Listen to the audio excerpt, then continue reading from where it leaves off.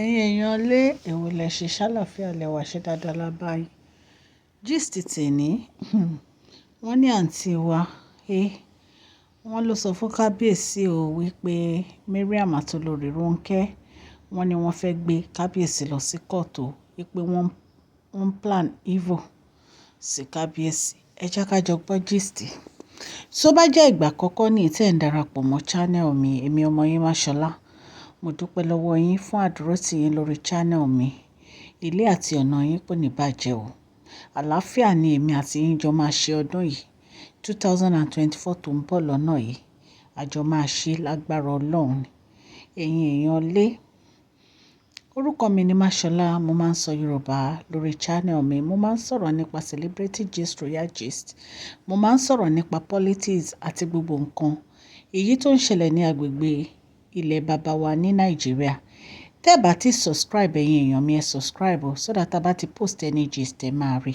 Òkè lọ́lá yín á máa lọ. Ọlá yín ò ní lọ ìsàlẹ̀ láéláé. Ẹ̀yin èèyàn, ó ṣe ni láàánú wípé àǹtí wa wọ́n padà lẹ́yìn àwọn èèyàn o. Wọ́n padà lẹ́yìn àwọn ìyá o. Wọ́n padà lẹ́yìn àwọn èèyàn o. Wọ́n fẹ́ bọ́ sí another team. Ṣùgbọ́n kò ṣeé ṣe fún wọn nítorí pé ìtìjú ló bá dé fún wọn. Bí a ṣe gbọ́ o, wọ́n ní bí àǹtí wa bọ́ ṣe pé kábíyèsí nìyẹn o. Tí wọ́n sọ fún kábíyèsí wípé Mariam àti olori Ronke wọ́n plan evil fún wọn o. Wípé wọ́n láwọn fẹ́ gbé kábíyèsí lọ sí court. Wọ́n ní kábíyèsí wá bi wọ́n pé ṣé bí ẹ̀yin àwọn team A ló wà? Ẹ jẹ́ ká sọ wọ́n ní team A, àwọn mẹ́tẹ̀ẹ̀ta. Ashley, Mariam àti olori Ronke, ẹ jẹ́ ká fún wọn ní team A. Ṣé bẹ́yìn team A ló wà? Kí ló dé tó kúrò lẹ́yìn team A? Ṣé bẹ́ẹ̀ jọ ń plan ẹ̀ ni? Wọ́n ló wà shocked nígbà tí kábíyèsí sọ bẹ́ẹ̀ fún.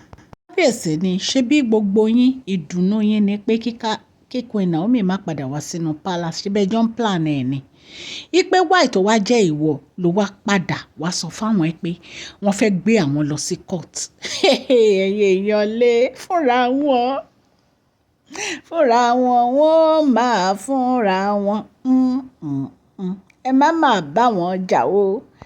Ṣé ẹ rántí wípé Tóbi ló wá sọ fún kábíyèsí pé Ronke àti Mariam wọ́n plan láti gbé kábíyèsí àti Queen Naomi lọ sí court láti bí 3 weeks ago ni àǹtí wa ti gbọ́. Àǹtí wa ò sọ anything. Wọ́n keep silent síra wọn. Nígbà tí kábíyèsí ti gbọ́ láti 3 weeks ago, ṣé ẹ mọ̀ pé nǹkan tí kábíyèsí sọ ni pé àwọn expect kó lọ mú kọ́tọ́ dá wọn wá. Àǹtí ò sọ̀rọ̀ o, wọ́n dákẹ́ o. Ìgbà tó wá yá tí wọ́n wá rí i pé tíìmù táwọn wà o, àwọn ò lè progress. Torí pé ọ̀rọ̀ yìí mà ti ń di ọ̀rọ̀ òótọ́ bọ̀. Kábíyèsí ò máa pẹ̀yìn dà lẹ́yìn Queen Naomi, ó máa ń le sí i ni. Náà wá pé kábíyèsí náà wá sọ fún kábíyèsí pé Mariam àti olori Ronke wọ́n fẹ́ gbé kábíyèsí lọ sí kóòtù. Kábíyèsí ni àwọn ń dúró dè wọ́n, àwọn retí kọ́tọ̀ dá wọn. Ẹ̀yin èèyàn lé kò mọ̀ pé kábíyèsí ti gbọ́ látijọ́ yìí. Kábíyèsí kàn ń wò ni. Bàbá kábíyèsí dẹ̀ wà ń bẹ̀ nígbà tí kábíyèsí ń receive call yẹn. Wọ́n ní bàbá kábíyèsí wá ń sọ lórí speaker wípé so ó gbọ́ látijọ́ yìí pé wọ́n fẹ́ gbé kábíyèsí lọ sí court. Ó sọ̀rọ̀. Kí ló dé tó kúrò lẹ́yìn àwọn tó join? Ṣé bí ẹ̀yin àwọn tó join ló wà? Ṣé bí team A lẹ́jọ́ wà? Kí wá ló dé tó fẹ́ kúrò lẹ́yìn wọn? Ṣé bẹ́ẹ̀ jọ ń ṣèpàdé ni? Ẹ̀yin èèyàn lé kì í ṣe nǹkan kékeré. Wọ́n ní tí kábíyèsí bá tó sọ pé káwọn kó nu palace àwọn máa lọ sí court ni. Àwọn máa gbé kábíyèsí lọ sí court ni. Wọ́n ní bó ṣe sọ fún kábíyèsí báyìí, wọ́n ní kábíyèsí ní ó join team A mọ́ ni. Padà lọ join team A. Ṣé bẹ́ẹ̀ jọ ń ṣèpàdé ni? Ẹ̀yin èèyàn rádaràda yìí. Wọ́n ní kábíyèsí ní ó máa surprise àwọn tí àǹtí wa ò bá sí lára wọn. Ipò máa surprise àwọn torí pé wọ́n jọ wà ní team A ni. Ẹ̀yin èèyàn lé ẹ rí pé ìtú lágbára.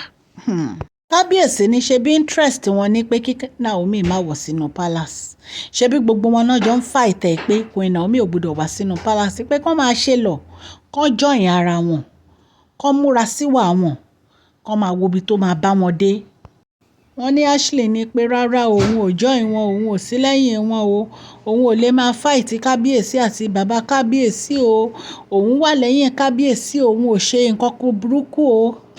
Kábíyèsí ní o wà ní A, ò dúró síbẹ̀, o tún wà ní B, ò dúró síbẹ̀, níbo ló wà? Ipe ṣé òun ṣekú òun ṣẹyẹ ni, kí ló dé tó dúró sójú kan? Ẹ̀yin èèyàn lé, kì í ṣe nǹkan kékeré. Kábíyèsí ní bí àwọn ṣe fi ọkàn tán àǹtí Wáyé tó, wọ́n láwọn ò believe pé àǹtí Wáyé lè betray àwọn, wípé ìyàlẹ́nu ló jẹ́.